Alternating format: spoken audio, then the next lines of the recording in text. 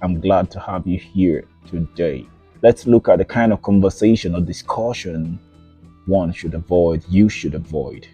That conversation that would always have you talk about your age with someone, like telling the person that, hey, I'm older than you, you can talk to me this way, I'm older than that other person, we ain't mates, and all of those kind of discussion, those vain discussion, those discussions that are not necessary.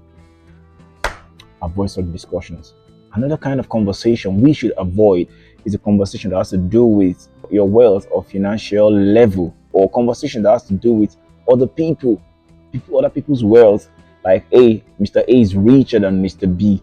I know I think Mr. C is richer than all of them, or I think Mr. Z is way richer than every other person. Those kind of lame conversation, those kind of unnecessary conversations that wouldn't lead you to anywhere.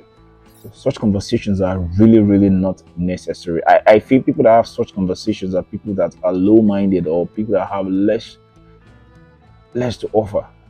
Like, I mean, they have nothing to show for, almost nothing to show forth regarding themselves. Now, another kind of conversations you should avoid is conversations around your performance, or performances around your job, probably your academics or something. Those kind of messages are not necessary. You hear people boasting like, "Yeah, I'm doing better than this person in my academics."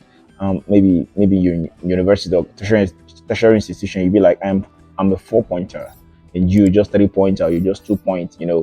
Like I'm a first class student. All of those conversations are not necessary actually, because the trajectory of life doesn't just move in that flow. Yeah, the trajectory of life doesn't move in that flow. You could be having first class today in school, but doesn't necessarily equate to being the first class in life, or being a first class individual in life success. Another kind of conversation you should avoid are conversations around family well-being. Oh yes, I think I'm doing well. My family. I'm taking care of. I'm doing more for my family as compared to Mr. B.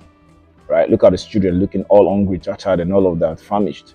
Productive minds don't have such conversations. They think about, or they talk about things that are going to move them forward, and not such kind of conversations. So when you have someone that want to be having such conversation with you, try as much as possible to avoid such person if you can. And if you can't, just give them the gift of silence. Gift them with the gift of silence, and let them do the talking themselves. So in a nutshell, it is better to get yourself much more into productive conversations, and not conversations that has to do with comparison, and comparison. I hope this resonates with you.